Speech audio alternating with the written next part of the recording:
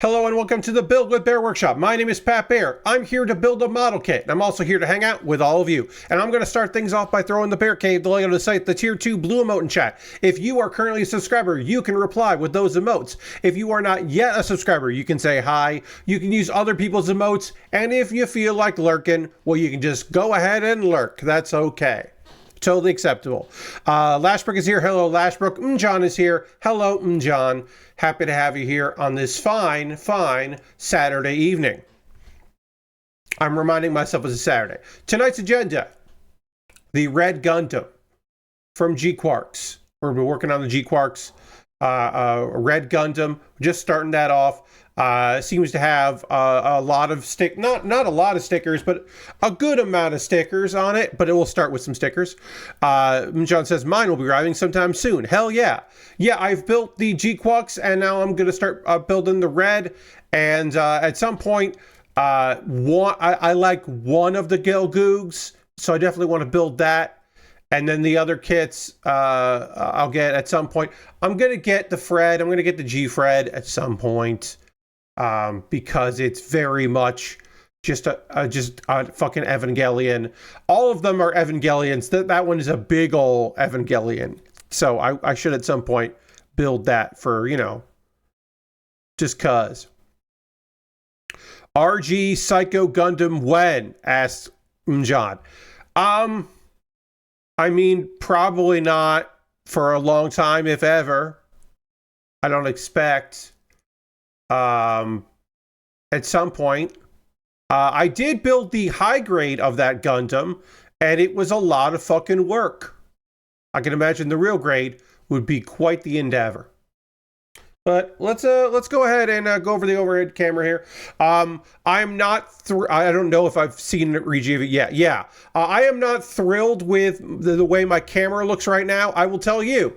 I am contemplating redoing the next two episodes of, because I recorded them last night. The last two episodes, the next two, I should say, of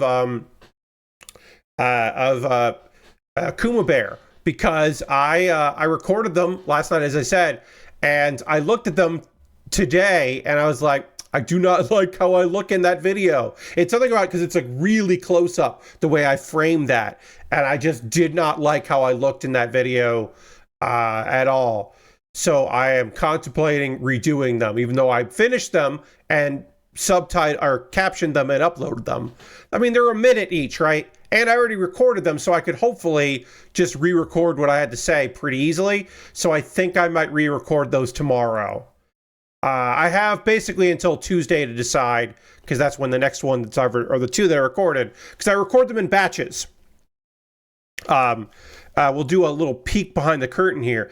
I record every weekend. I either record two videos for Kuma Baer, or I record two videos for, or one video, I should say, for Pat Bear's Anime Club. And so I'm on that every other week grind, and that's great because it reduces the amount of workload I have to do, right? So it's like every weekend I have to record something, but I don't have to record two things. And then also on occasion I do have to record the Q&A video I do for my Patreon, my Patreon exclusive Q&A video, but that's just once a month, so that's fine. And occasionally that video it does have to get recorded during the week. All right, so A28, we'll get that out here.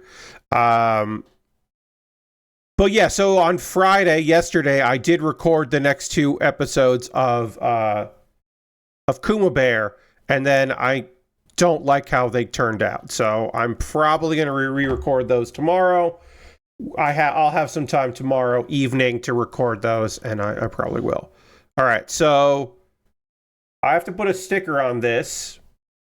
And I'm not sure what that sticker even looks like and then what side that has to go on. I think it goes on the other side. But we got to find out what sticker 4 looks like. That's 4. I think this is the back of the head. Yes, this is like the back of the head camera. So let's just get that out there. Ooh.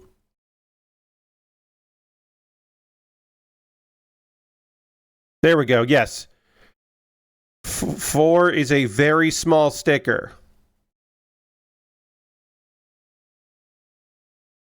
I can barely see what it is.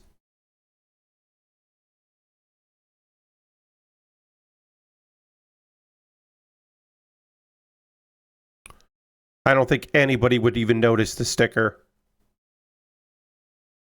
It's unbelievably small. It's also on the back of the head. God, that's a tiny sticker. Oh, and the piece just flew off the table. Now I have to move. Oh, no, where is it? Where'd it go? Holy shit, where did it go? Did it go underneath my keyboard? Well, that's fun. I get to move this mat around here. Yo, where did that piece go? It's so fucking tiny. I probably could build without it, but oh, there it is. It flew. It didn't fly under my keyboard. It flew. Yes, I will be careful. Thank you, Lashbrook. It flew. It flew into my keyboard, not on my keyboard, into my keyboard. It went underneath, so that was fun. There, we'll just do like that. Back to business, back to basics. But yes, I will try to be better with that.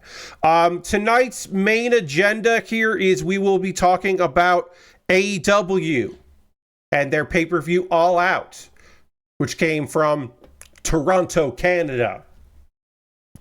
14 matches, 4 pre-show, which is fucking bonkers, and then 10 on the main card, which is, let me do the math here, too many. That's too many matches. It was a little over 5 hours on the main show. And yes, Lashbrook, there were also 2 different pre-shows, which we will get into, we will talk about here.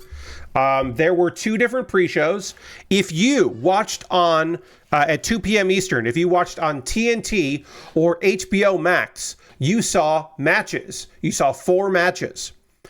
It aired on television in that regard. Okay, wait, F4. And then if you watched on Amazon, or sorry, also TNT, HBO Max, and AEW International. If you have through Triller the AEW Plus account, you could watch that.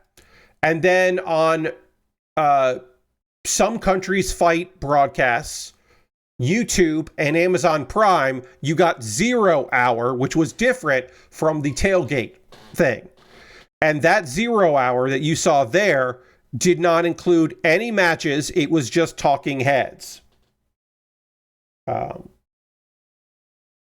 Which seems insane. But that's how they did it. They wanted to have exclusives. They had the hour slot on TNT, on TV, so they chose to do that. Is this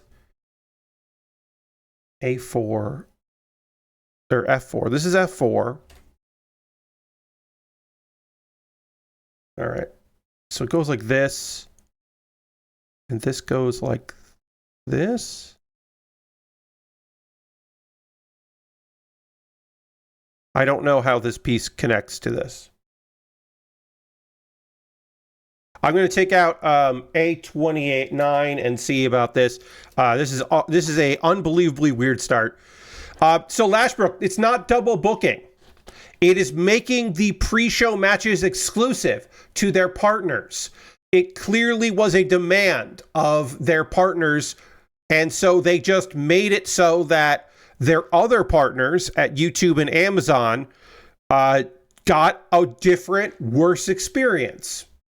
So it's not necessarily double booking. It was just they had the opportunity to do something exclusive, most likely being demanded by Warner Brothers Discovery, because Warner Brothers Discovery is the ones that benefited from it, and people in the United States that didn't have that. So I got the pay-per-view on Amazon Prime because they don't charge tax, weirdly. So that is real good. And yeah, so they don't charge tax, so it's it's a little less than the $50, and it looks really good. And it's a little ahead of the broad HBO Max, which is new, seems to be at the same pace, but it's ahead of the broadcast on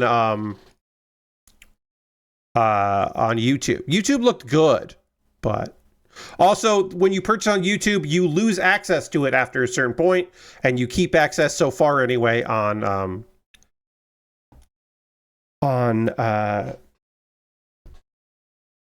Amazon. Also, sometimes I have promotional credits on Amazon, and that's really nice. Y'all, I think, does it go like this?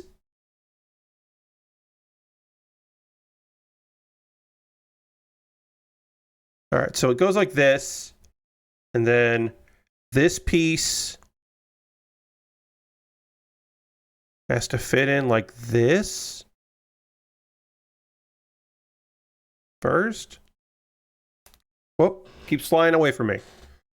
But overall, I thought the show was really good. I had a good time at watching the show. It's just that was kind of confusing why they did that. And then they also did too many matches on the pre-show. I mean, that's my overall thought is there are too many matches on this card. But my immediate thought was, hey, this is too many matches on the pre-show. What are we fucking doing here? Because the Ops, Samoa Joe, and Powerhouse Hobb, they fought against the Workhorsemen, Anthony Henry and JD Drake.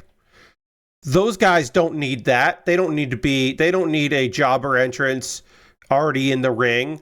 They didn't need to be on the card. What are they doing there? Why did we do that? Just give more time. Why did we have a 5-minute match? What's that? Why? Daniel Garcia and Shibata had a great match. That match whipped ass. That was very cool. It was great workers working really well. While I am not the biggest fan of going for a heel Daniel Garcia, I at least can recognize that he's going to be winning this way. Because 2 weeks ago, if you said Shibata and Daniel Garcia are going to have a match, I'd be like, oh, how fast does Shibata beat him? So at least this way, something is happening with Danny and he's doing something. Even if that thing he's doing is being the newest member of the fucking Death Riders. But the match was good. Hey, I'm still fucking stuck on this first step. I don't know what I'm doing with this. I don't know how this piece is supposed to fit in. I'm second guessing if this is A28 and if the pieces are right. I'm just missing something. And this is the fucking first step on this. So that's A28 and A29. All right, I got the right pieces out. It shows me a photo of what this is supposed to look like. And I just don't know how that's supposed to go.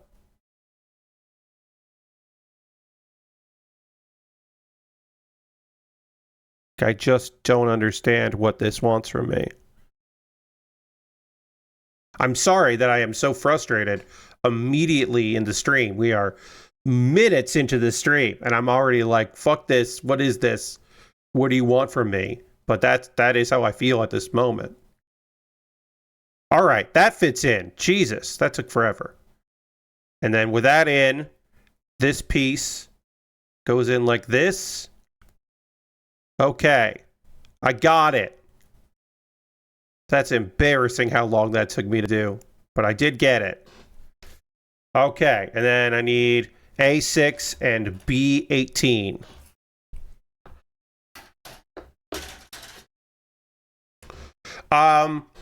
Hologram and Kyle O'Reilly and Roderick Strong defeated the Frat House. Cole Carter, Griff Garrison, and Preston Vance by pinfall in 3 minutes and 20 seconds. Why was that on the card? Why did that have to be in the pre-show? What was that? Why did that exist? Why was that a thing? Why was that? They didn't even mention it on Wednesday. They announced it on social media this afternoon. That was weird.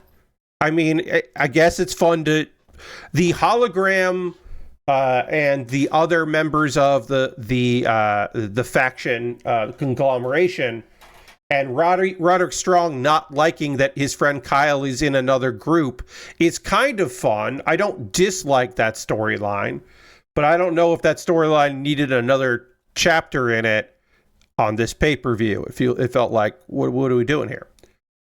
And then, to me, the only pre-show match that matters: Harley Cameron, Mina Shirakawa, Queen Aminata, and Willow Nightingale defeated Megan Bayne, Penelope Ford, and Julia Hart and Sky Blue of the Triangle of Madness in an 8-woman tornado tailgate brawl. Really good, stupid spots in this one. A lot of fun. Mostly everyone did what they were supposed to do. Occasionally, you could see some people get kind of lost in there. I think Harley Cameron might have gotten a little loopy at one point, because she was definitely seemingly lost at one point in there. But that also could be that she's just a weird bird and kind of a goof. But it did seem a little bit like she might have gotten clobbered there. But that was a fun match, so I'll give it that. Bonus points for being really fun. And that's the pre-show. And other than that, Tony Schiavone was there, and Nigel McGuinness, and Daddy Magic was there, being just fucking pissed off that Danny Garcia has joined the Death Riders, which was a good bit of business. But yeah, pretty okay pre-show. Totally all right. Weird that people that give that...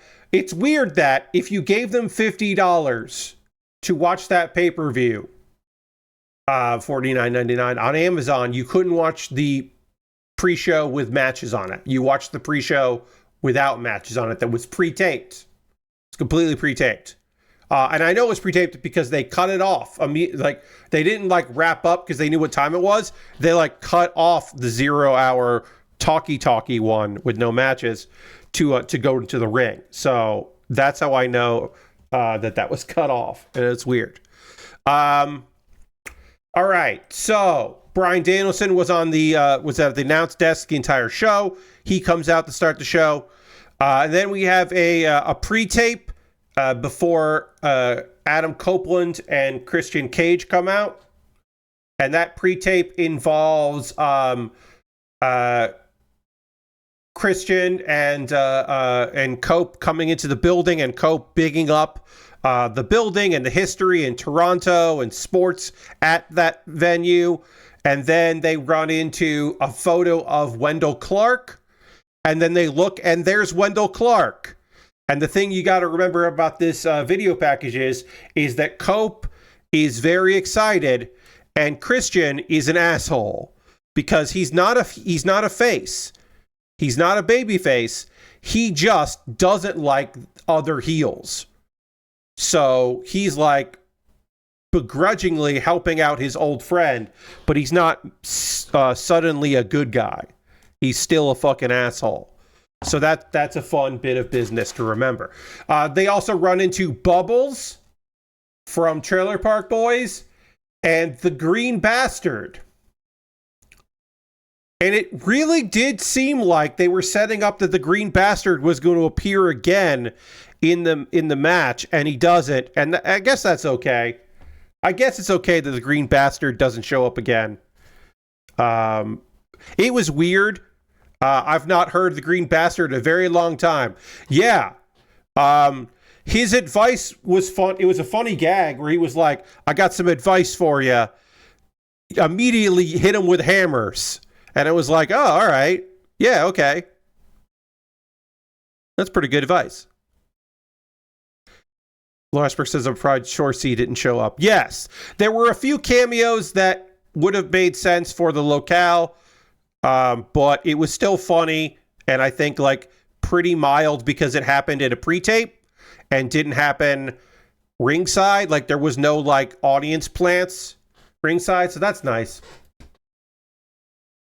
FTR versus Cope and Christian was a good fucking match. These are tag teams that work very well. it is wild to think that this is only the second time that Christian and Adam Copeland have tagged together in a very, very, very long time. It is shocking how long it's been since they've locked up, or since they've worked together, and they have not missed a step. It is great. There are numerous spots in there where Christian got isolated and couldn't make it to Cope. Dax Harwood got busted up accidentally on their brawl on Wednesday, so he had like a nose guard, which made him look like a dork, like a sporty dork, and that was funny to me. I found that to be quite amusing. These stickers I feel like are kind of optional here because we don't really need them because the plastic itself is good enough for eyes. So I'm just kind of putting them on there to put them on there, but you can decide if they're essential or not. You know, they're not color correcting, so it's kind of whatever. All right, and then this is going to go on here, and then we put the piece that goes over it. This is a really layered head. Besides the fact that one piece was really annoying to get on, it's cool looking. I'll give him that. But yeah, I would say all of these face stickers are kind of optional. Like, they'll look better with it, but you could avoid it, and I think you'd be fine. During the match, of course, Stokely Hathaway was being an asshole. He was getting all involved. He was being a jerk. He was making things happen. But don't worry, because he got his comeuppance when Beth Copeland arrived. Apparently, Beth does not own the name Beth Phoenix. Apparently that is WWE still owns that, which is a shame for her, but that's what it is. So they called her Beth Copeland, and then they just kept calling her Beth. And she picked up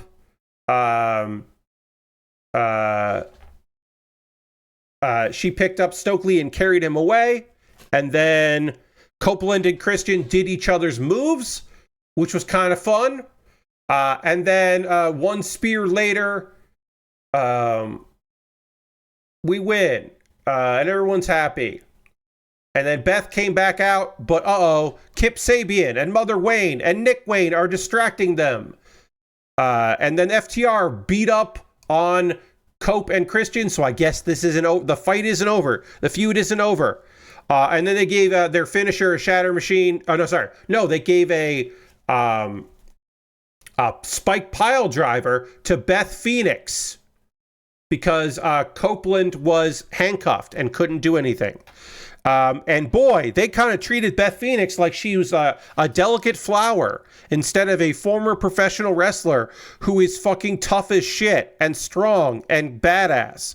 They sure treated her like she was not that to tell this story, and that sucks. Really sucks.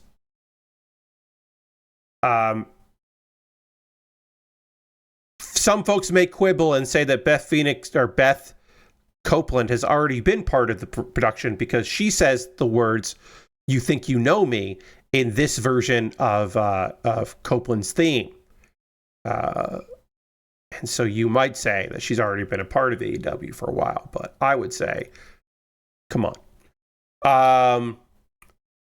And then Big Bill has been calling out Eddie Kingston for a couple weeks. This is Eddie Kingston's triumphant return to Pro Res.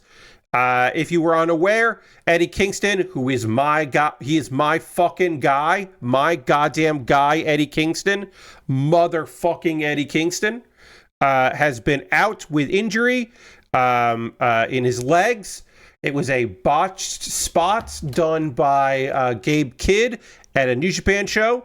In reality, Gabe Kidd injured him, and then in kayfabe, after the match, he got attacked by the Young Bucks, and then they made that like the storyline reason why he has been out, but he is out with severe injuries, and now he is back, and because he got called out, his theme hit, and I popped, and it was great, and everybody was fucking psyched, and he wore a shirt that said, "Claudio sucks eggs," which is a reference to a classic shirt. Dusty Sucks Eggs is a phenomenal t-shirt.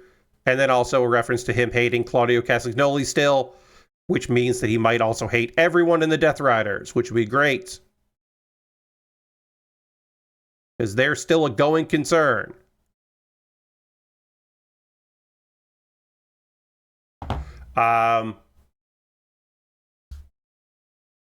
Eddie Kingston, unfortunately, did not get all of the back fist, to Big Bill, so the match ended poorly.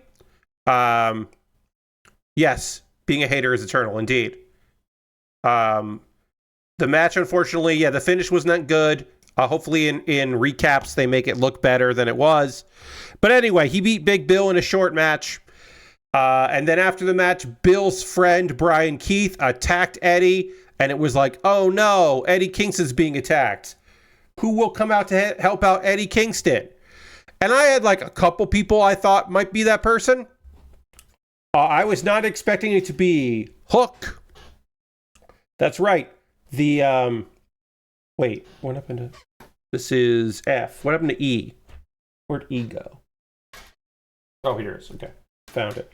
I did not expect it to be Hook, the son of Taz, came out to help out Eddie.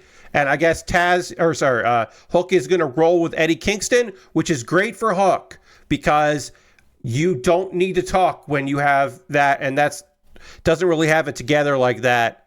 Hook has aura, but he does not have a lot of ring experience, and he does not have an ability to talk that well. So he is fine that he is hanging out now with Eddie Kingston. And I hope that Eddie Kingston is building a stable of boys, a stable of dudes, and maybe ladies as well. Maybe Ruby Soho, who has been out. She took time off to have a baby and has not returned from paternity leave. But she's always been tight with Eddie. Put her in a stable with Eddie. Ortiz is cleared to wrestle and has been working indies. Bring Ortiz back. Put him with Eddie.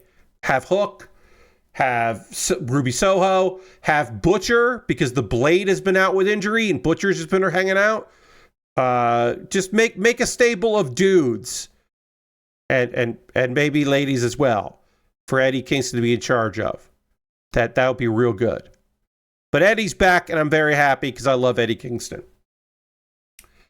Mark Briscoe and MJF had a brutal match that was probably a little too long, but it was still really good, called a Tables and Tacks match. You win by pinfall or submission, and there are just so many thumbtacks all over the fucking place. There were so many goddamn tacks all over the place and tables all over the place, and it was brutal and good.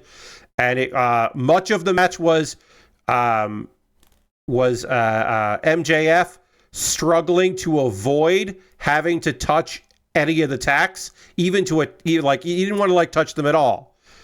He wore all white, which was a really good idea because he got Mark Briscoe's blood all over him, and it looked fucking rad. I have not seen the match, but apparently his match with Mystico the night before was phenomenal. And I thought this match was really good.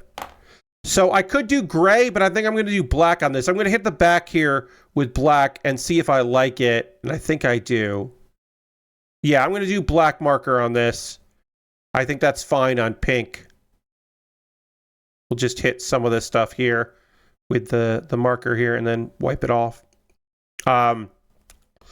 This match was fucking phenomenal and hard hitting. It was maybe a little too long, and maybe there were like 2 minutes too long of not wanting to deal with that shit. Bryce, hey Tony.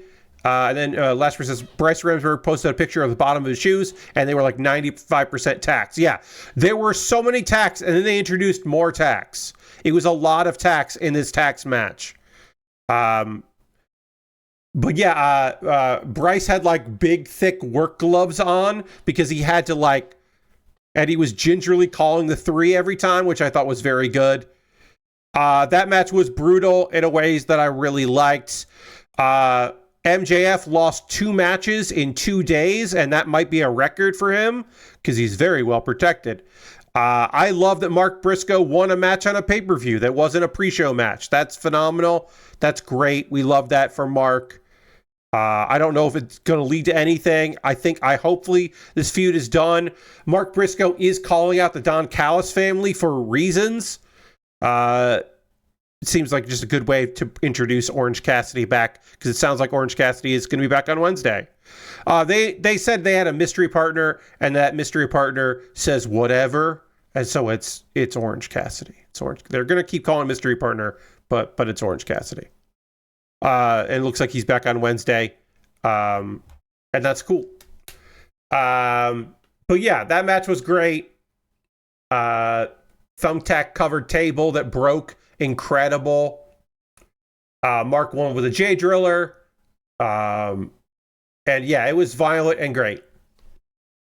The next match could have been a main event on Collision. Did not need to be on this pay-per-view. It is not for a belt. It was just a grudge match. Ricochet and the Gates of Agony, who have a new name, and I fucking hate it. They're now... The Direction. Was it the Direction? I can't remember. What are they fucking called? The Demand. Pardon me. They're called The Demand, and I hate it. It's a bad name. But good news. Toa and Bishop came out in matching jackets. Long coats that are Admiral, they're references to the Admirals in One Piece, because Ricochet is a fucking anime nerd. I don't know if Toa and Bishop are anime nerds, but they did have matching gear, and I do appreciate matching gear. And then Hurt Syndicate came out. I will say, for a man who is semi-retired and hurt, and who's had multiple knee surgeries, MVP can fucking still wrestle. He can still go. I wouldn't want to see him every week, but he can still work, and I applaud him for being able to still get in the ring and do some stuff. But again, I did not need to see this match on this card. I thought it was fine. I really want to see Shelton Benjamin in singles matches, because Shelton is 50 and does not look or wrestle like he is 50 years old. Hey, Lord Crashington. Shelton Benjamin is just unbelievably good as a good pro wrestler, and I would like to see him wrestle more. I'd like to see him fight against Bishop Khan and Speedball Mike Bailey and a bunch of other singles. Eddie Kingston versus Shelton Benjamin. Give me that match. That match would fucking whip ass. Be cool as hell. Eddie would sell. Bishop or Shelton would be able to pick Eddie up and throw him around. It'd be fucking great. We could have a suplex off. Be fucking rad as hell. Give me that match. Just booked myself into a shoot there. Got real psyched about a match that might not ever happen. Let's see. Put this side up. How do you look? All right, you want to look like this. Like this? I think this is how this is supposed to go. No. Like this. Okay. But yeah, that match was fine. It was totally fine. Like I said, it could have been the main event of a Collision, and I would have been like, oh yeah, that was a good time. Okay. Thank you. All right. Didn't need it on the pay-per-view on a show that had plenty of stuff going on. But I didn't think it was like a waste of time. I thought it was a good match. It's just there were a lot of good matches on that card that was long. There was, again, so many fucking matches that they probably could have skipped it and it would have been okay. Mercedes Moné and Riho had a match.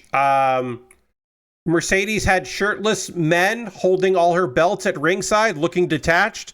Some of them appeared to be models. Some of them were definitely independent wrestlers of the area, which is great. I love both those things. A couple of those guys were serving, and a few of them looked like they were trying to serve and not succeeding.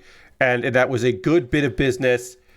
The match fucking ruled. It might be my favorite match on the card. Sentimentally, I'm happy to have Eddie back.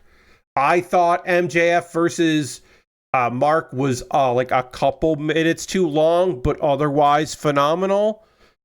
And this match whipped ass. Riho is so fucking good. Mercedes is so fucking good. You know what actually hurts this match is the finisher. Mercedes needs to fucking stop doing it. The Moneymaker sucks. It doesn't look good. It's looked okay a couple times. If you can't make it look good against Riho, what are we doing here? Just get rid of it. I think it's like, it actively makes me like her matches less, and that's a real shame. I really think that move is bad, especially because she did the leaf blower, and Riho like died on that leaf blower, and it looked so fucking good. It's just like, do that. Just do that. Make the leaf blower your finisher, or do the submissions. But God, that move just does not look good. I don't know if it looks good for anybody doing it, but it certainly doesn't look good when she does it. But she got to get rid of the backpack move. I just think it's bad. Then we had Okada defend the AEW United Championship in a 3-way match against Mascara Dorada and Takeshita. Mascara Dorada had a banger with Mortos on Wednesday in order to qualify for this match. And then on Thursday, apparently, he wrestled in like a private event in Mexico. So he went back to Mexico. On Friday, he wrestled at CMLL, and apparently that was a banger. I haven't seen that, but apparently that was a banger. And then he flew to Canada to have this fucking banger. I can understand why this is some people's match of the night. It didn't quite do it for me the way it did for other people, but I can still respect it. I think it was great. I love Takeshita and Okada are in the same faction, and they're both supposed to be heels, but everyone got cheered in this match. Everyone got cheered because everyone was doing cool shit and everyone was fucking psyched to watch it, and that rules. I love that. I love that it was just like, it was just people cheering good wrestling throughout the whole thing. It was so killer. A really, really quality match. I'm glad at a time. Dorada is just, it made me wish for a surprise Dorada wins as Lashbrook. Lashbrook, I was about to say that like Dorada did so well in that match and got so over with that crowd that there was a part of me that goes like, what if Dorada just fucking won? What if for the first time, like that belt, like that an AEW belt got won by someone who's not under AEW contract, and it was Mascara. Also, that guy's like 20 something. He's young as shit and really good. And I was really surprised about how quality he is. But yeah, I mean, honestly, it was one of those things where, like, I knew Okada was winning, but I would be happy with any of them winning. Like, any of those three winning would have been great. It was so good. Both of Okada is definitely ready for a face turn. Takeshita is certainly ready for a face turn. Either of those guys could go face without being any problem, without anyone complaining. They both could turn face.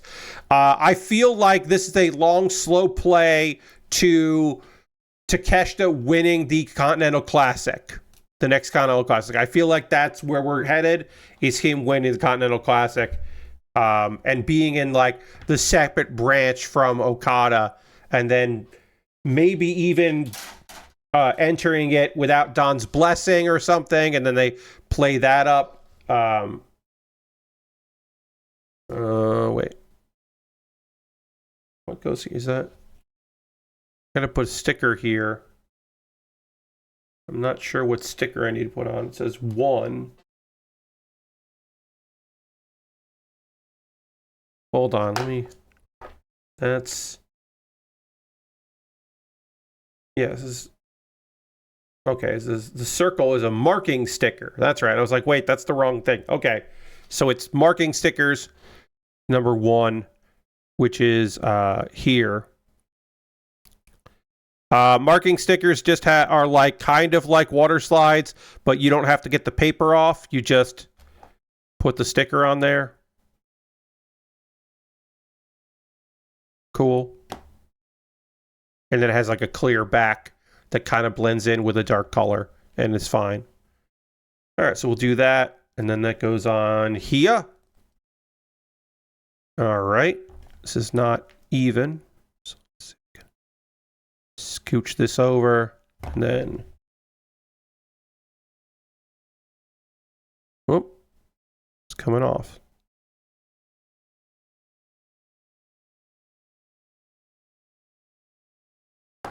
What's going on here? Came off.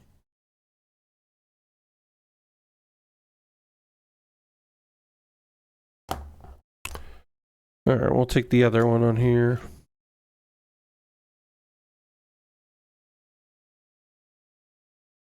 Okay. Let's try this again. But yeah, the overall, I thought that match was quality. Really good work from everybody. Really just solid show all around. Solid match all around. Darby Allin and Jon Moxley had a fucking crazy coffin match that was completely nonsense, that involved attacking people's body parts, and it was brutal, and it was solid and like kind of fucking cool. And there was a second coffin, and then Darby was definitely going to win with assistance from he didn't leave his seat. He promised him. Bryan Danielson said that he promised Darby that he wouldn't get out of his chair and he wouldn't help him. But when Darby came towards Bryan gave him a duffel bag. And in that duffel bag was a plastic bag. And that plastic... sorry. Here are only polycaps of the build. There are a couple polycaps. Lately, modern Gunpla does not use polycaps, but apparently... At least for this, they couldn't figure out a way to do it without it, I guess, or it wasn't secure. I don't know. We are using a couple polycaps, which is not the end of the world. It's just a little surprising they couldn't figure it out. But again, these kits are weird, so I'm not shocked they couldn't do it. But I am a little surprised. So we got a plastic bag and choked out Moxley. We definitely looked like Darby was going to win, but who's this interfering in the match? It's a returning Pac who cut his hair, and I don't like that, and was wearing a shirt, and I don't like that either. But Pac is back. The Death Riders are now at full force, and the Death Riders win. Jon Moxley should be losing big matches because his faction should be weaker. His faction should be falling apart. And degrading right before his eyes, because once he lost the title, he lost momentum. But instead, he won a big match on a pay-per-view against Darby Allin, once believed to be the next in line for winning the world title, and now losing. Later in the night, they had taken the casket, and they were going to abandon Darby in the casket, and then he popped out of it. And he knocked out Jon Moxley, and then he put Moxley in a bag, and then he set that bag on fire. And Jon Moxley, the inside of a bag, was on fire. His butt was on fire. And then that fire quickly got put out and got dragged away. That's the thing that happened. So I guess it's not over between them, which is okay. But it's kind of weird that Darby lost a coffin match. His signature thing. I think all of that could have happened after the match. Even if Darby won, Moxley could have had everyone... Pac could have attacked him after it and put him in there. And I think it would have been just as successful. But no, we got to have Pac come back and attack and have Darby lose. I don't like Darby Allin. So now Darby can win an Inferno match. Yes, Vash, yeah. I want to make it clear, I don't personally enjoy Darby Allin, but I do think Darby Allin should have won that match. Also, the main coffin got all kinds of busted open, and I don't think it should have counted when it closed, because it was all fucked up. There's a backstage segment, Mark Briscoe and the conglomeration, and they're hinting that Orange Cassidy will be back on Wednesday. They all but say it, but then later in the card, when they talk about that match, they say mystery partner, and it's Orange Cassidy. It's Orange Cassidy, and that's okay. We have the 4-way for the Women's World Championship. Timeless Toni Storm, Chris Statlander, Jamie Hayter, and Tekla. Wheeler Yuta came out to give to big up Statlander, and she did not want that, and other people don't want him there, and everybody fucking hates Wheeler Yuta, and it's glorious and great and very funny how much everyone collectively fucking hates Yuta. It's great. He's just so hateable. It's awesome. Let's see. How do I put these together here? I will say this. I highly recommend it. If you have not seen the video package for this match, the video presentation package for this match, you should go out and find it on YouTube or on social media, because it is evocative of Cowboy Bebop, of the seatbelts from Cowboy Bebop. And it's Tony narrating and talking about each person, and it's fucking awesome. It's so good that when I first saw it, I thought it was a fan edit, and I didn't know that it was an official video, because it's got like someone agonized over making this as a labor of love vibes to it, not this is a thing I got commissioned to make, or this is my job at AEW. It's really fucking good. It's the video package of the year so far. Anyway, the match itself I thought was pretty all right up until the end. I don't agree with the ending. Here's the deal. Chris Statlander won with a move with the seatbelt pin that is a Chikara special that Wheeler Yuta uses. And so that's going to further that. I don't love the idea of her mixing it up with the Death Riders, becoming a Death Rider. I think that's... The Death Riders at this point should be having people leave, not having more people join. Just feels bad, man. Just feels bad. Chris Statlander winning the big one. I love that for her. I love the idea, in theory of her winning the big one. I think that Toni Storm selling like she is enamored and just like she feels like so maybe not relieved that she lost the belt, but she's like so enthused at how strong and tough and Chris Statlander is for beating her. I think that's a fun angle.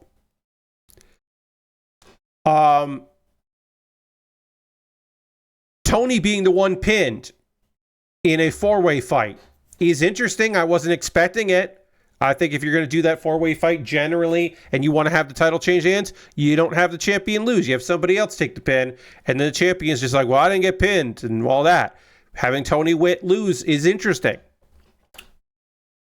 I'm going to try not to shout. I do have guards here, so it should be okay. But, you know, I got a house full of people here, so I don't want to shout. But I'll say this in an enthused tone.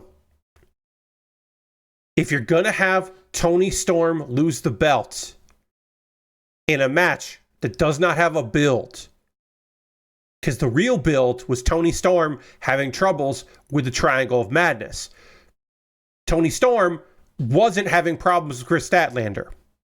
If you're going to have Chris Statlander win the belt off Toni Storm, why don't you just fucking have Athena win it at Forbidden Door? Why did Tony beat Athena? If you're going to have Tony versus Athena and you're going to take the belt off of Toni Storm the next fucking month, as Leswick says, in a random 4-way, Why not just have Athena beat her? Athena could have won. Would have been cool as shit. And I should fucking say this. We haven't seen Athena anywhere since she retained at against Mina at Ring of Honor shortly after Forbidden Door. Haven't seen her since. Hasn't been on Ring of Honor. Hasn't been on AEW. Certainly hasn't been on AEW. So not only do we not get more Athena, we fucking don't even get goddamn, like what was the fucking point?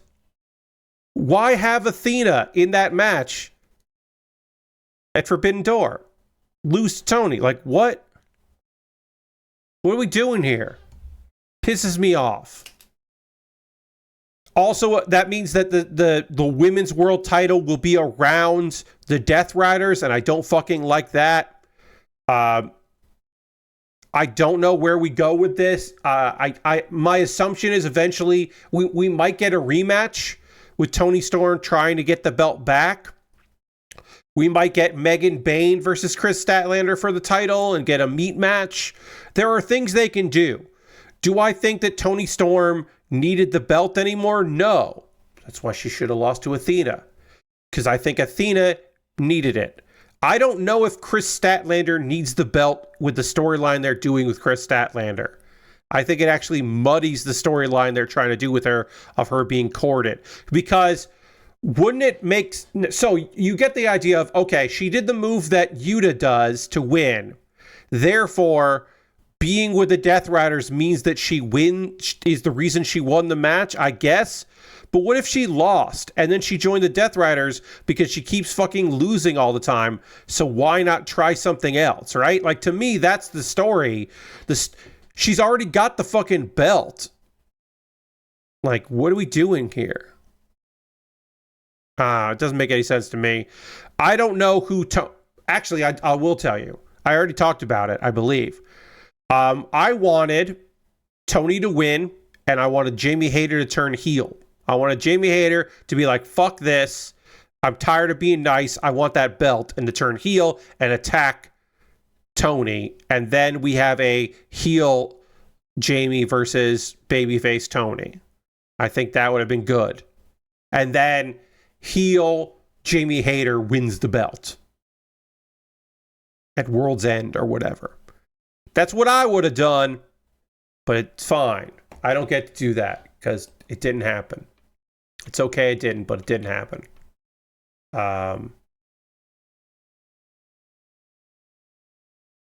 Or Wrestle Dream, which is the next pay-per-view that I fucking forgot about. October 18th, Wrestle Dream in St. Louis, Missouri. No matches for that yet, which is fine. But I forgot there's a fucking... Because I thought the next pay-per-view was Full Gear in November. No, because we're a monthly fucking thing now. It's Wrestle Dream. One word. Wrestle Dream. Inner bracketed or whatever.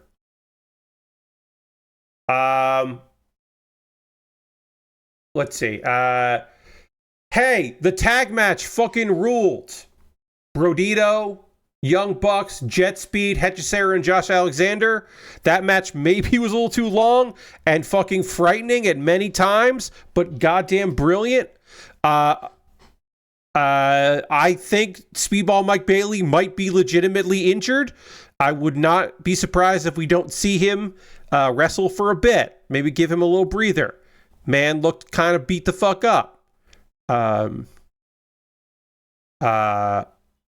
But also, they could all be fine. Tony can go fight Sari for the IWGP title. Vash, you're not wrong. That would fuck. That would be good. Wouldn't hate that. Tony did a little stardom last time she lost the belt.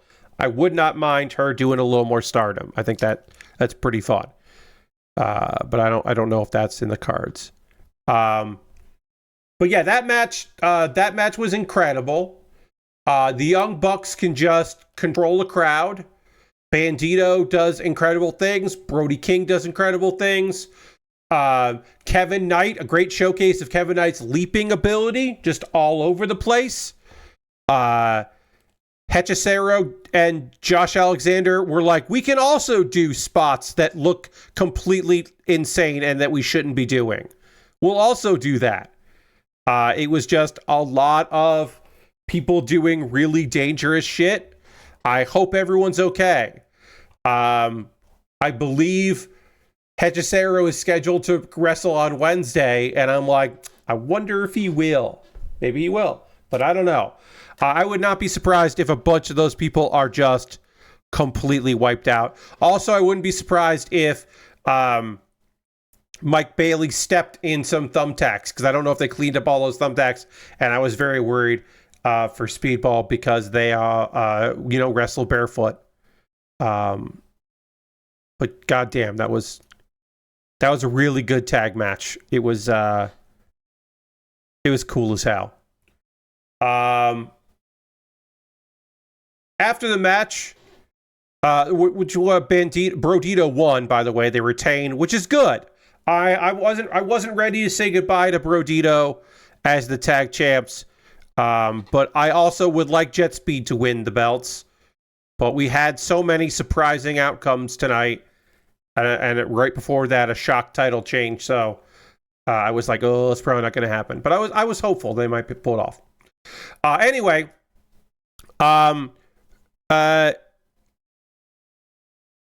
the Young Bucks were dejected, and then Jack Perry came out. We have not seen Jack Perry since he lost the TNT title to Danny Garcia. Since then, Danny Garcia has recently turned heel. There were video things where it was very clear that the Bucks were ignoring Jack Perry's calls. They were avoiding him. We don't know why they were doing it, but they were. They were avoiding him and dodging him. And so when he came back, he attacked both of them. And of course, that's a 2-on-1. And so that they hit the shit out of him. But then a video package played. And it turns out that when Killswitch came back because he was brought back to life by Jack Perry. And Jack Perry and Killswitch are reunited. Jurassic Express is back. They take out the Bucks. They're together. Hooray. We love to see it, I think. Because the scapegoat is done, and I'm glad about that. And then also, Killswitch isn't Killswitch anymore. He's Luchasaurus. Which is great. We love that. You might imagine that Killswitch wasn't supposed to come back, and maybe only came back because he only came back as Killswitch because Nick Wayne got hurt and they needed someone in that tag match. So they brought back Killswitch soon, and then decided that, they get mad at him, but they were all along planning to eventually do this spot. And then Jungle Boy's theme played, the Tarzan Boy, which doesn't really fit with their current gear, but whatever. It was still fun, and the crowd popped. And then the fire thing happened with Darby. And then the main event, Kyle Fletcher and Adam Page had a fucking banger.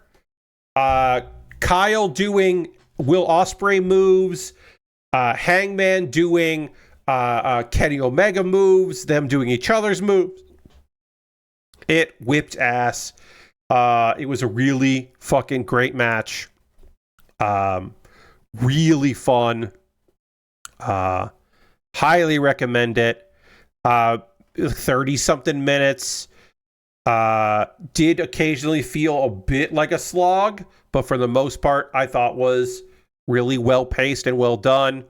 Nice to see a main event match without any interference, because if there had been any interference, Kyle would have lost and his belt would have gotten taken from him. So I thought that was, his TNT title would have been taken from him. Banger. And then no surprises at the end, no run-ins, no nothing.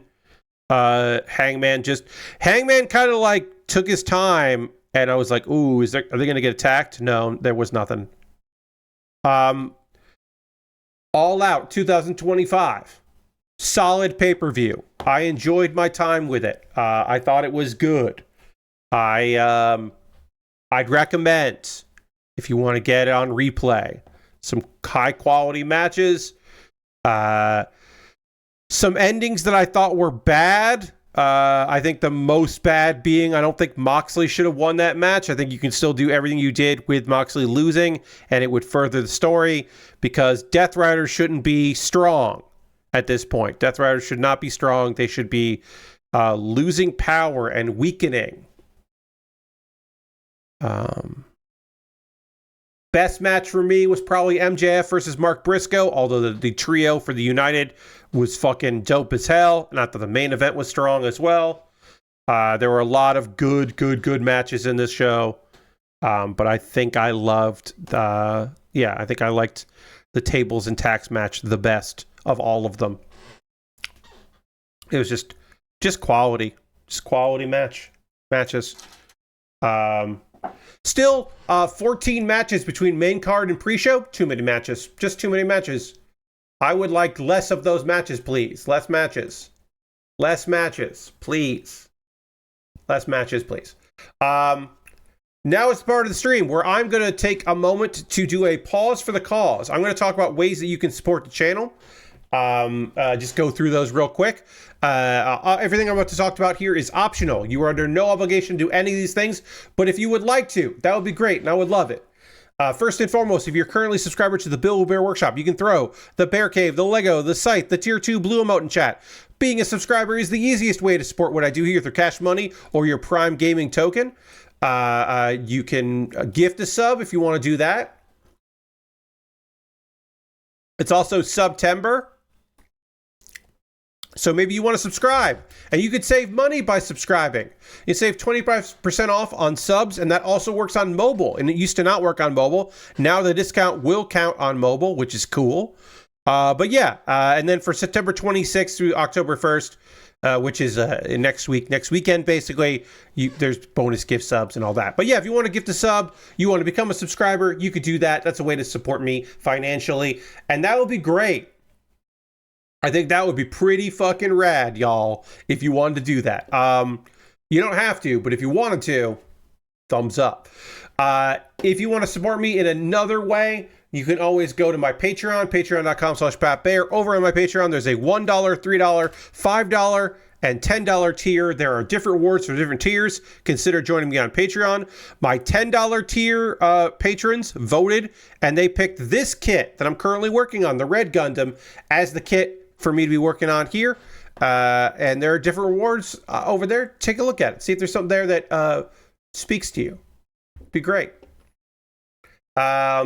I have a YouTube channel, youtube.com/PatBear. Over on my YouTube channel, you can subscribe for free, of course. And if you want to become a member for just $2 a month, you become a member over there. And that would be great. That would be nice if you want to jump in over there and become a member. You get my Wednesday videos on Tuesday. So the videos that I think I'm going to be re-recording tomorrow, you'll see those a day before other people see them. If you want to support me on a one-time basis, you can do Cash Money through my Ko-Fi or my PayPal. Everything I make through direct donations through YouTube, which includes AdSense, so watching my videos helps me out, through Patreon and through Twitch, all goes into a fund, and from that fund I pull out money to buy model kits. That's how I bought this Red Gundam. That's how I bought the other stuff in my backlog. The Lego set that I'm going to build the day before Halloween to celebrate Halloween with everybody. A Christmas Lego set that I've purchased because it was on sale. I bought it in fucking January because I knew that by the time we got there, it'd be fun to build it, and it would be more expensive by then. But because of your generosity, I knew I could spend a little money on this Lego set for Christmas, and it'll be fine. It's very kind of you. If you want to support me and decide what I build next, a way to do that is to buy something from my Amazon wish list. Because anything bought on my wish list jumps the queue and becomes the next thing that I build, because that's the least I could do. Is do that. This wish list, if you sort it by custom, you will see it in a money order of price. I've got inexpensive little kits. I've got expensive kits, Lego, model kits, all kinds of things and things. Recently added another Dragon Ball Daima kit that would be fun to build, and another from G-Quux, like this Gundam, the Sugai's Gelgoog. I have Sugai's Gelgoog, which is my favorite of the Gelgoogs, so I put that on there because I'd like to build that. All kinds of different things and things that I would be happy to put together on stream, and you could purchase it to help me out do that. That'd be nice if you wanted to. If you wanted to do that, you could. And that'd be great. But don't feel like you have to. But if you want to, you could. My alternative to Amazon is I have a wish list on Throne. Consider joining my Throne wish list. That would be nice. Happy to have you over there. And then the most convoluted way to support me financially is go to USA Gundam Store. USA Gundam Store, you can buy a gift card. They will send you an email with that gift card code. Then you can send me a whisper on Twitch or a DM on Twitter or Blue Sky or Mastodon with said gift card code. And then I would use that gift card code to buy a model kit or a Lego or something at USA Gundam Store. That would be neat. Yeah, I think that would be a cool time, and you would like it.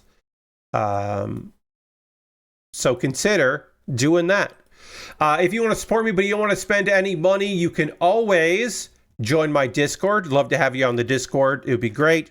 And then real quick, just as a reminder to save the date, because it is a special day and time. Next Friday, I have a stream at... here we go. There we go. I have a stream this coming Friday, the 26th, so that's 6 days from now, 3:30 p.m. Eastern start time. It is another Glasses and Meds fundraiser. I am at 78% right now. I'm trying to get to 100% on that. Consider jumping in there. I'm going to be playing a new game called Beacon Patrol. It is a tile placement game. I am going to be building a Slowbro, Slowpoke, I should say, which will be fun. Building a little fun Pokemon model kit. And then I will be also editing my big list. I have a big list, and you can force me to edit it by donations. I have one donation right now, or one roll because of a donation. So I have one random roll there to change my big list. So consider joining me that day for that. If you want to support me, join the Discord, hang out here. Hit the follow button if you haven't already. Let's see. Pat Bear's Anime Club. The most current episode of Pat Bear's Anime Club is a fun one. It's me doing a manga club talking about weird manga premises. Just 4 manga that have weird ideas for their plot. The next Pat Bear's Anime Club will be recorded on Tuesday, so come to that. That'll be a good one. And then Kuma Baer. Kuma Baer is my weekly anime recommendation series. For September, my theme for that month has been Isekai. So I talked about Skeleton Knight in Another World, which is a very fun show. It's an action series where the overpowered main character, but it's a good time. The supporting cast is really fun. There's a cat girl ninja. There's a little fox friend that's very cute and fun. There's an elf. There's a cat samurai and a cat ninja. Good times, good supporting cast, good show. You should check it out. It's pretty fun. It's a pretty good time. So yeah, consider checking that out. Now, what's going to happen right now is I'm going to drink some water. We're going to go to the overhead camera. Then I'm going to talk about episodes 11 of The Water Magician and episode 11 of Secrets of the Silent Witch, which I think might have 13 episodes, but I'm pretty sure Water Magician only has 12. So, and in order to do that, I didn't have to put that right there, but whatever. We are going to dramatically transition to the overhead camera, which we will do right now.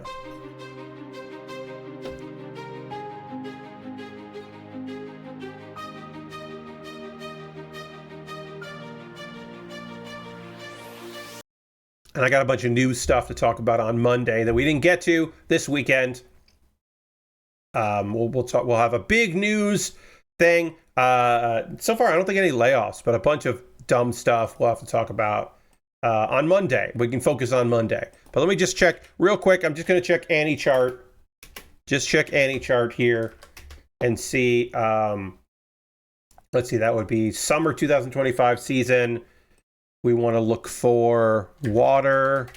Oh, that is 12. Okay, 12 of 12 coming up. And then Silent Witch is 13 episodes. Okay, so we're not done with that, but we'll be done with Water Magician next weekend, which is okay. Because it's really good.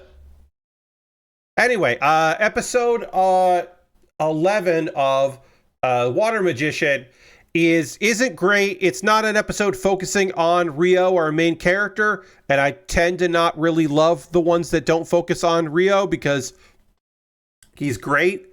I thought this episode was fine. We have a flashback about Oscar. Oscar is he is like the number 2 in command of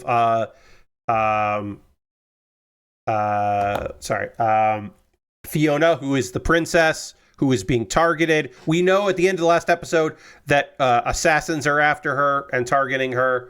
But we get a flashback about him, so we don't get to see that action. Instead, we get to deal with the other stuff here. Oh, sorry. Sticker 20. I don't know what sticker 20 is, so I'm looking at this.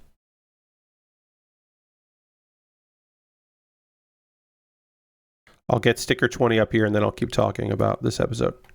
Oh, it's this and then... Oh, okay. That is a color correcting sticker and that's fine. Those are fine by me now and again. Don't mind that. There are a lot of stickers on this kit, but that's okay. All right. It goes on there and then there are A31 and A32 will go on here as well. So we'll get that on there. But yeah, basically, Oscar was an apprentice to a blacksmith. And bandits attacked. His parents were killed. And a bandit stole his father's sword. Then years later, Oscar was found by an elder of another village, and he was trained to use the sword.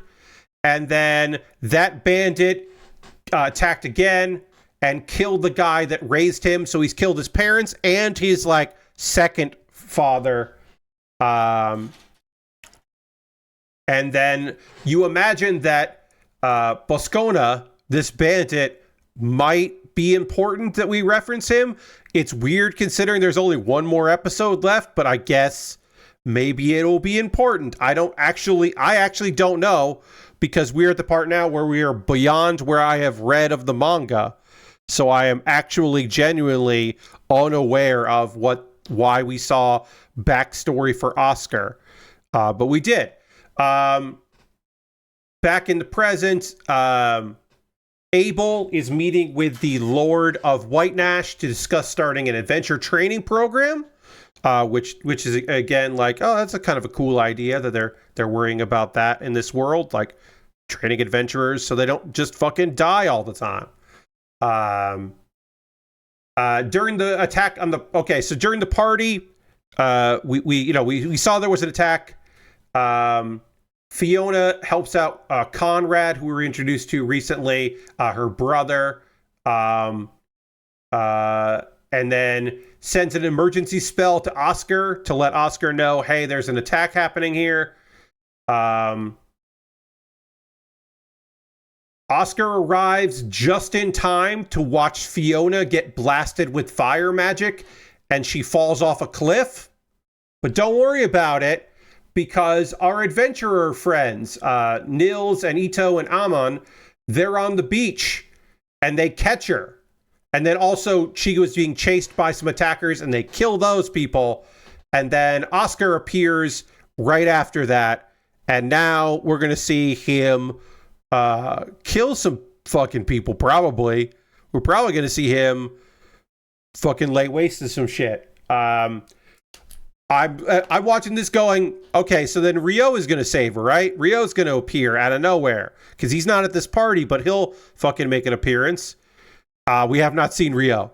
I have to imagine the main character of this story will show up in episode 12, but he does not show up in episode 11, and that's weird. It's almost like this story was not written to be 12 episodes of an anime, and like the first arc ended and they just started the second arc, but the second arc is longer than they have a time for. Like they skipped a bunch of fun stuff. Episode 10 like jumped through a bunch of hoops to get to where they're going, which is fine, except like some of that stuff was kind of fun, and we skipped some fun stuff. Not the strongest episode of The Water Magician, but also not the worst episode. And I look forward to more shit. But really, it's like everything is so anticlimactic because let me check my notes here. Yeah, episode 8 is when he defeated the Demon Prince easily. Episode 8 is probably the best episode because he just, this like impossibly strong creature he has utter disdain for and just instantly understands that he is way stronger than that fucking thing, and just insults it constantly. It's just like, well, you can't be the son of a demon king. You're so weak right now. Like, this is pathetic. He just shows no mercy to just insult this thing. It's like, you can't even talk. Like, why would I be scared of you? It's brutal and great. It's a great fight. But this is nowhere near that. Because almost like, again, Mike, why are we... Maybe it pays off. And episode 12 really pays off the Oscar backstory that we got of this character we barely know who got introduced like a couple episodes ago. And it's just like, no, we got to really talk about this guy. And I'm like, I don't know if we do. Feels like maybe we didn't need to learn about this guy. But again, I could be wrong. I could be looking like such a fool right now. I could be so fucking wrong about that. Episode 11 of Secrets of the Silent Witch. Monica has Lord Crashes says, "Damn it, Pat." Yes, right? I could be just really wrong. I could be acting the fool right now. Next episode I could be like, "Oh, it's so good that we learned so much about Oscar now that we're in this part of the story." You sound like a fool right now. I mean, like I said, next week I might be going like, "All right, everybody, turns out I was a fool." I might be. Monica got recruited to be in a chess competition against other schools, except that people from the school she went to when she was not undercover are going to be there, and especially Bernie, who used to be her friend, but when she got better than him at magic, he fucking was an asshole about it, and couldn't handle her being better than him. So right now they're trying to distract Bernie, and the way they distract it is by Nero and Riz did a whole thing where they acted like they're in a love triangle, and that would not be Monica. So it would be easy to understand that he was confused and that wasn't Monica, because there's no way that could be Monica. Just no way. Monica defeats the best chess player at the university, Robert Winkle, in chess. And Robert asks her to marry him because, you know, he got beat by a fun lady. And it's a cute scene. It doesn't really do much, but it's a very cute scene. I love that about this minor character that we've never seen before, just being like, marry me. It's a fun dumb anime thing. And she runs the fuck away from that because no one has, even in jest, asked her to marry him before, or to marry them before. And so she freaks the fuck out about that, which you know what?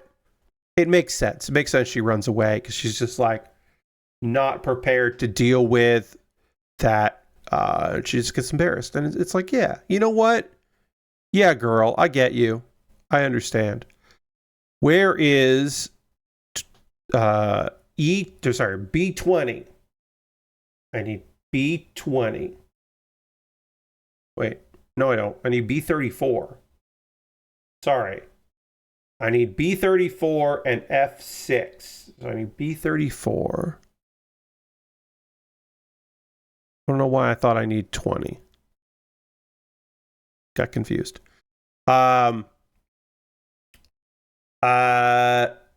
Bernie approaches Monica and attacks her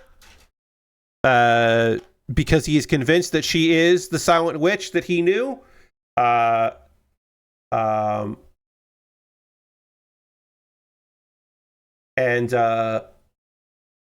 Bernie decides that this is the time to air his grievances because she became the Silent Witch and became popular and eclipsed him in magic because she is a selfish person.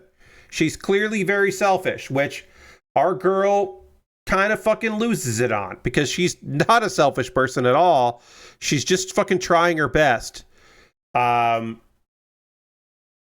comes by and stands up for her because she's just like, you are clearly jealous of Monica.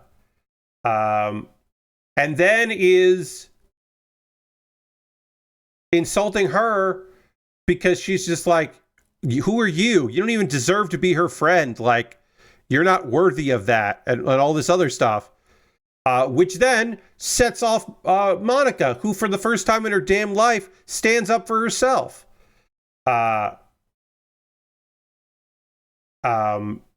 And it's just like, I'm tired of trying to please you. You're not good for me. You're not a good person, and I'm cutting ties with you.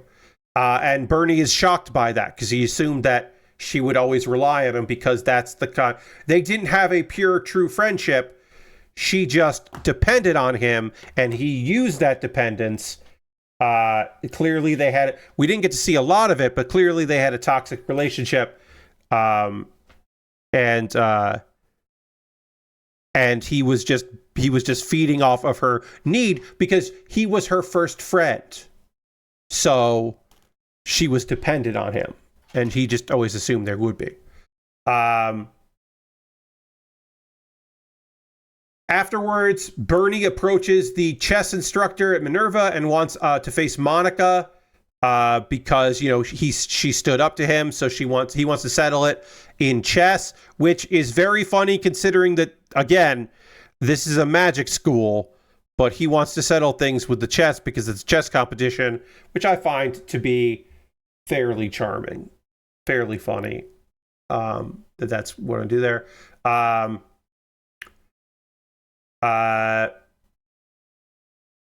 But apparently Bernie notices, hey, this guy Pittman that he just approached, he's actually an imposter.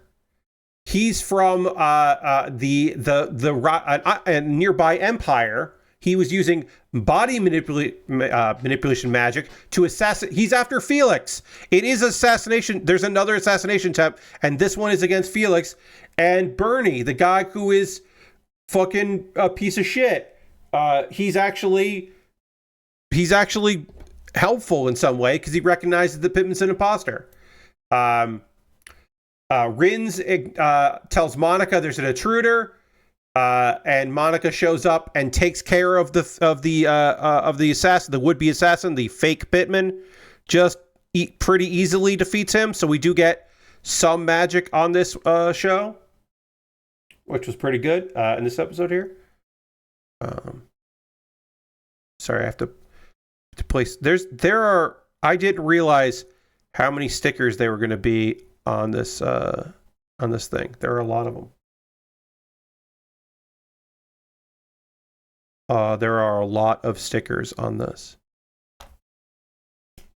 It's fine that there are a lot of stickers, but there are indeed a lot of stickers.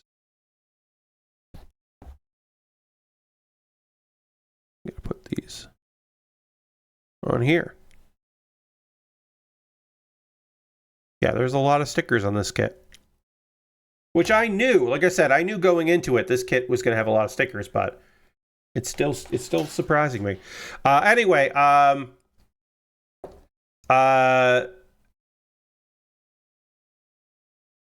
bunch of people show up to be like, hey, what's going on? What's happening? And Monica is afraid that her cover is about to get blown.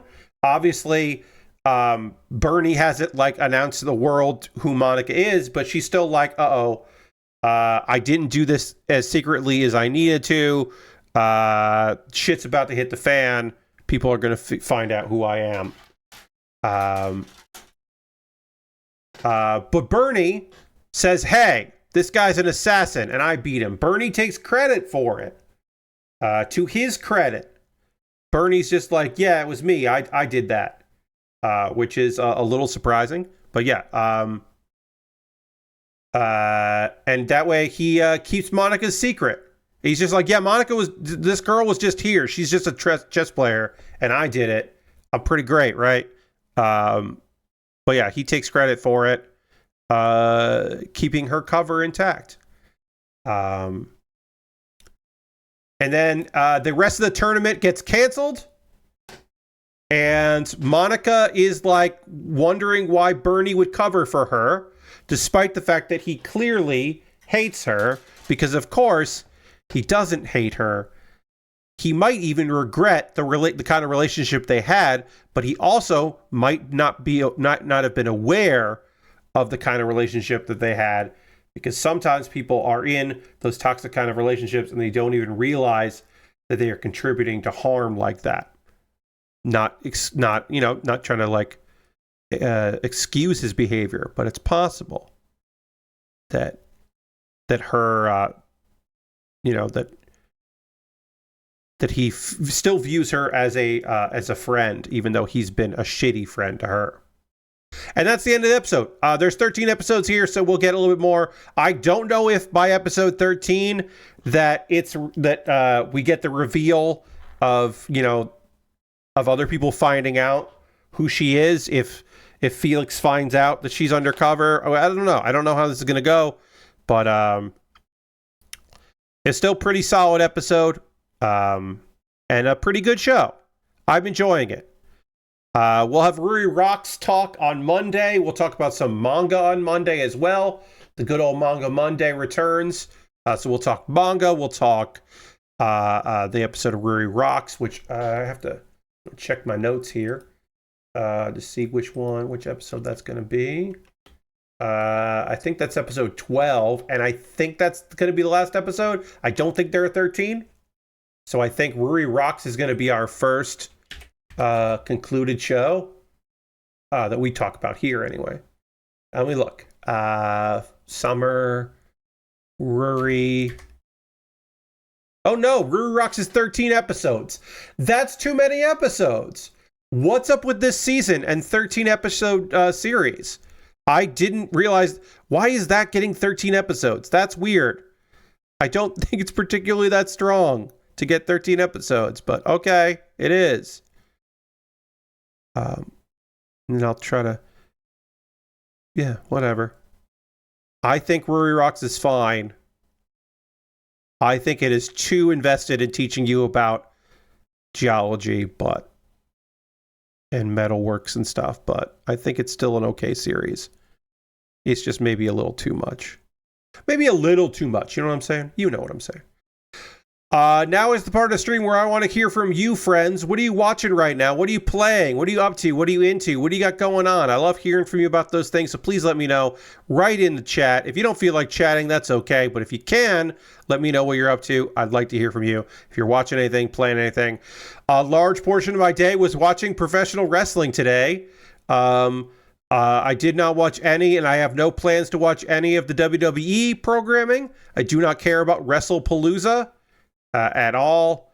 The only thing about that WrestlePalooza existing means that AEW moved their show to the afternoon, which means that I got to see it and stream tonight instead of taking the stream off, which I would have done because I wanted to watch All Out. But yeah, I watched a lot of wrestling. I watched some wrestling last night, and I'll be watching wrestling tomorrow night. Tomorrow night will be Tokyo Joshi Pro Wrestling. They had their Wrestle Princess 6 last night, which was today for them, but evening for me. And I did not watch it yet. I am aware of the results, but have not seen the show, and I'll watch that tomorrow, and I'm looking forward to it, even though I believe I don't like hearing at least one of the outcomes, but I'm excited about it. There's some new trainees. There's some events happening. Some good stuff out there. But yeah, I'm excited for the matches and hanging out and all that stuff. That'll be a good time. For me, for your friend Pat, besides that, playing Hearthstone, I modified my egg deck, and I'm liking it. I'm liking the egg deck. It's still not good. It's still not a good deck, but it's better than it was.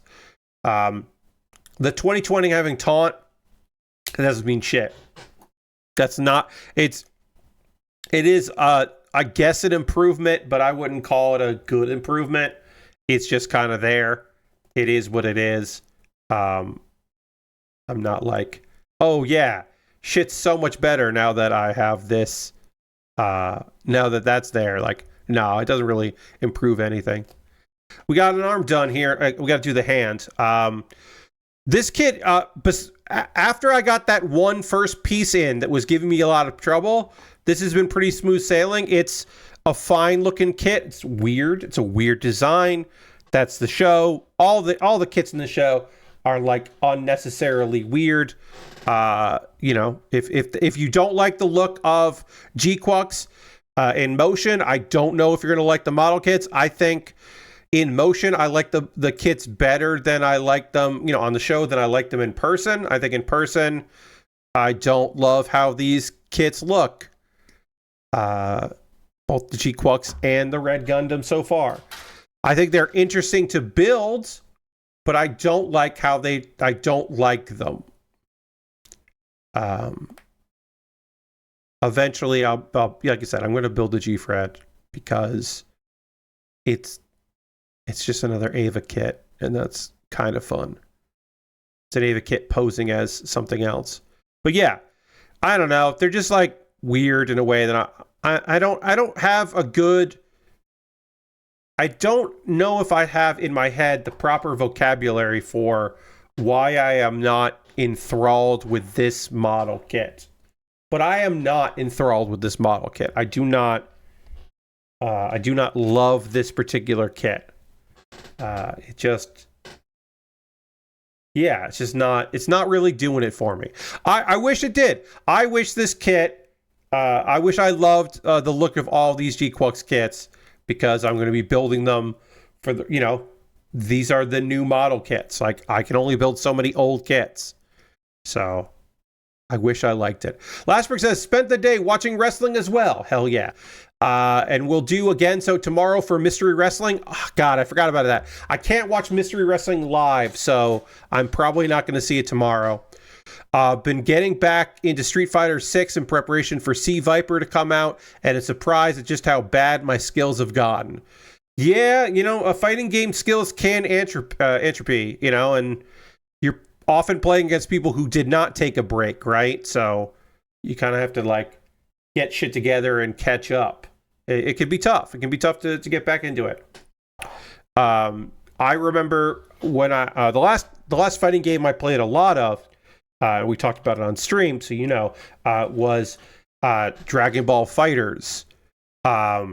And I was playing it a lot and playing it with friends and feeling pretty good about it. And then I took a break because I was busy with work. And then a couple of my friends that we were playing with kept playing. And then when I came back to it, I was like, shit, I gotta play against the people that are bad for a while here and get back in gear, get my mojo back, because I was struggling. I do want to watch Mystery Wrestling. Probably just eventually jump in on the Patreon and watch the last two. I watched most of the last one live, but yeah, I don't know. Maybe I will watch the whole Mystery Wrestling live now that I remember that my folks are not going to be around for dinner tomorrow, so maybe I'll just have it on while I'm cooking dinner tomorrow. Lashbrook says, that's my secret, Pat. I was never good. I understand, but I don't want to pretend I was good, but I got worse, is what I'm saying. Like, not playing for a while made me, like, feel, like, way worse at the game than I had been previously. I was like, oofed. I don't feel good about that one. All right. Let's get more stickers on here. Unfortunately, Lord Crashington has some stuff to say, which is great here. I need a 6, not 5. It's red on this side and green on the other side. Okay. Oops. Come on.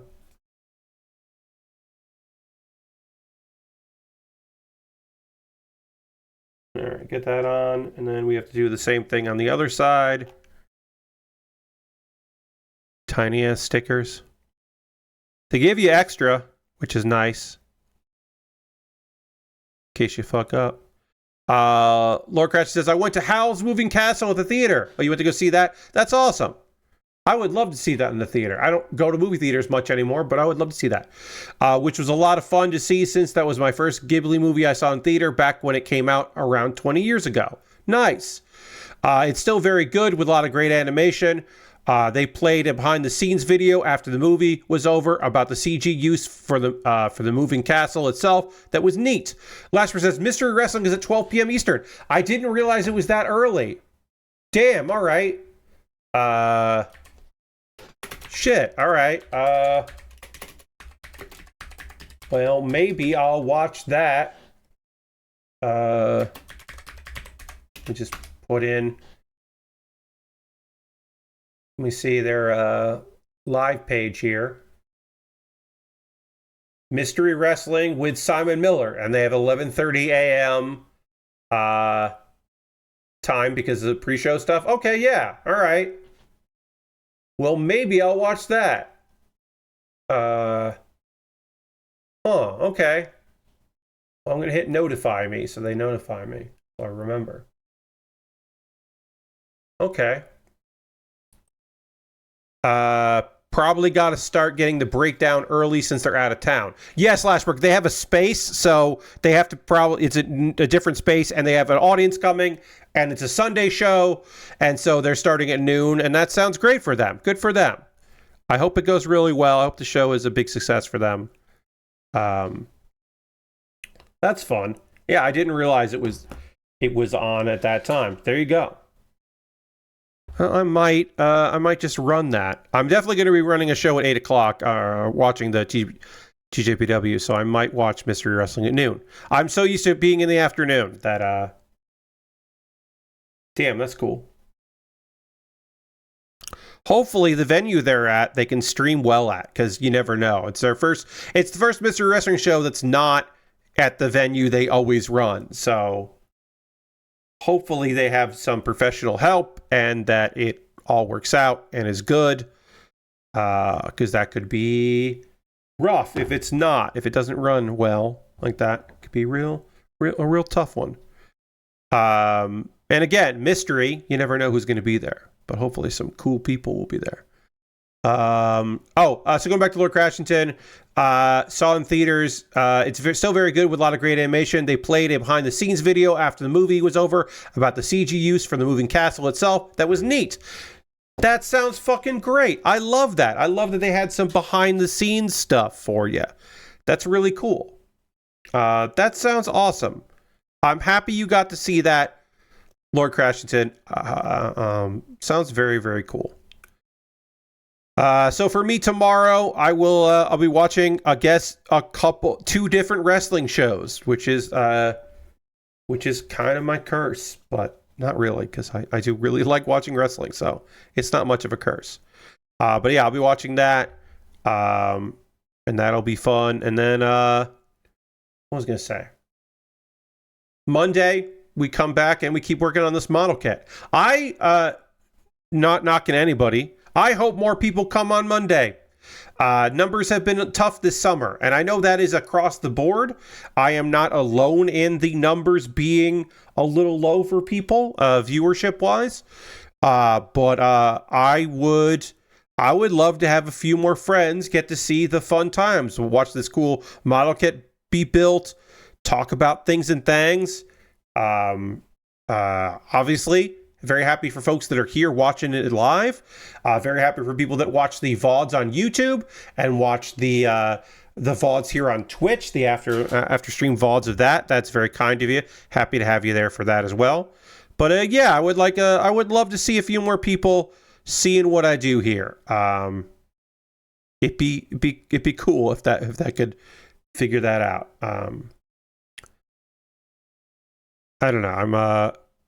I might have to start pushing for some collabs here and there. See if we can remind people that I'm doing cool stuff. My focus has kind of been on trying to get these fundraisers done. So maybe October I can push for some collabs, as we are definitely in the fall now. Try to get a few people come in here. Speaking of which, I do want to say that tomorrow is the 21st of September. So you should listen to Earth, Wind, and Fire. The VTuber Gigi Murin is doing a stream tomorrow night to celebrate her hitting 500,000 subscribers on YouTube. And then I imagine that's actually also secretly a stream where she does something about September by Earth, Wind, and Fire. Last year, she sang the song over and over and over again for, I believe, 8 hours, which is insane. I don't know if she's going to do that again, but I imagine she will do something to celebrate. She sang one song besides that to start off. I forget who sings it, but it's a song about being the opening band. And then she immediately went into doing just over and over and over again September, which is pretty great.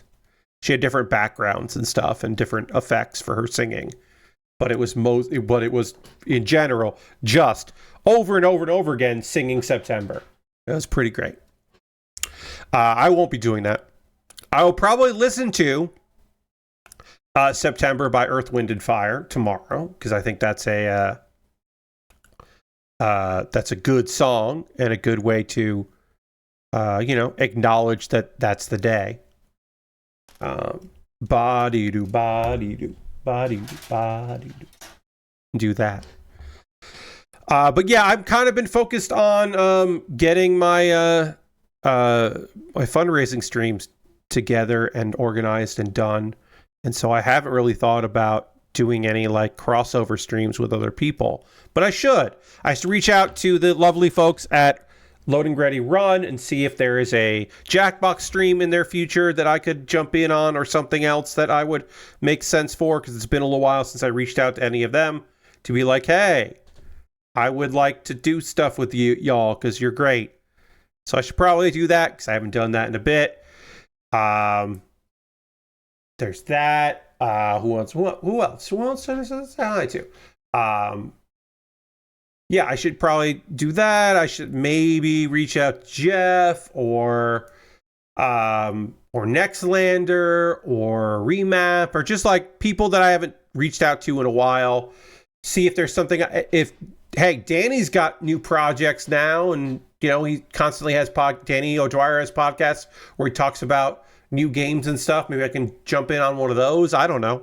Be something fun to maybe do that. Reach out to a wrestling podcast or two that I'm friends with. I keep threatening a friend of mine who is a VTuber, an indie VTuber, not in any promotions or anything. A friend of mine and I keep threatening about doing a live stream about Tokyo Joshi Pro Wrestling. So we should probably do that at some point. We were maybe going to do a video ahead of Wrestle Princess, which just happened, so maybe we can pick another one that's coming up and do a preview stream or video about it. Could do a stream together. Never done a stream together. We could do that. Or I could just be a guest, or he could be a guest here. But again, that's up in the air. That's nothing, but we have talked about it. And I would like to do a stream talking about wrestling with other people, because that would be fun.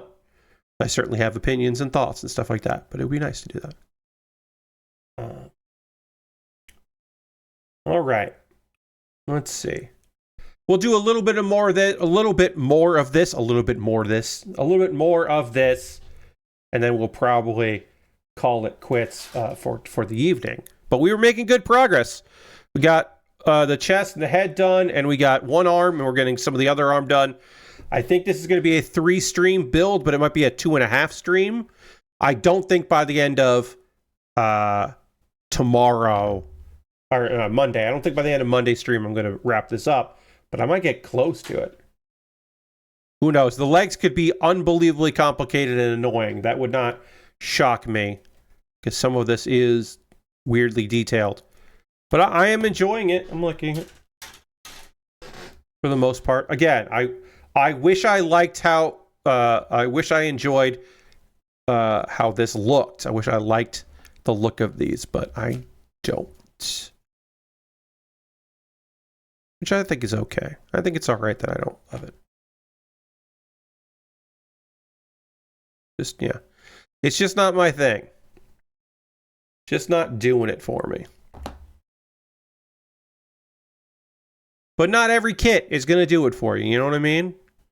The fact that it needed a couple polycaps is a little disappointing as well, but I understand. This is a weird kit, so it makes sense that there'd be some issues with it. All right, let me do these little stickers here. This is going to be stickers 8. And again, the fact that they give you more extra stickers is real good.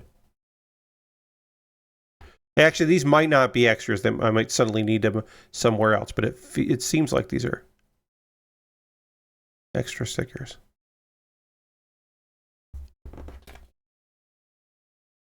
But they are, I will say this, all these stickers are very small, and I don't love that towards the end of a stream.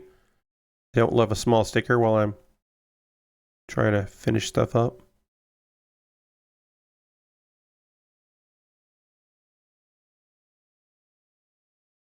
Not the best.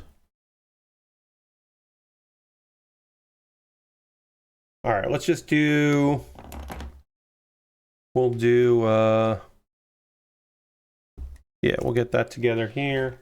2 more pieces, and then we'll wrap things up. I don't have to rush to watch Late Night Collision, AEW Collision, which I normally do on a Saturday, because there is no Collision, because we had the show today. Although technically, I guess the tailgate party, tailgate brawl show, the show that actually had wrestling on it, was technically an episode of Collision. It's like counted as an episode of Collision, which is weird. It's very strange how that happened, but that is technically true. All right, so we do need to panel line this stuff here, so we won't connect this arm. We could connect this arm, but we won't because we haven't panel lined it. And then we also have to do one of the 2 hands. We'll probably do the hand that holds stuff because I prefer that myself. But we had some damn good progress on this stream tonight. We got a lot done here. We talked a lot of wrestling, which is always good for me, the guy that likes wrestling quite a bit. So I'm happy with that. I hope you had a good time. Again, small but mighty. We are going to go ahead and figure out who we're going to raid tonight. We do need to go for a raid. We got to go find somebody doing cool stuff and go hang out with them. So we will endeavor to do that. And who will we raid tonight? There's not a lot of us here, but we still want to go and send the love to somebody. Who is streaming right now that we want to go hang out with? Let's go hang out with Giant Bomb Forever. We haven't been there in a little bit. Giant Bomb Forever is currently watching the quick look to Ride to Hell Retribution. Which I do remember as being not great. So we'll go watch this quick look. That'll be fun. I want to thank you so much for joining me. I hope you have a great rest of your night. I hope you come along on this raid because it's fun. The Giant Bomb Forever is a fun little crew. I will see you on Monday, 9 p.m. Eastern. I'll be back on Monday. Continue to work on this great model kit.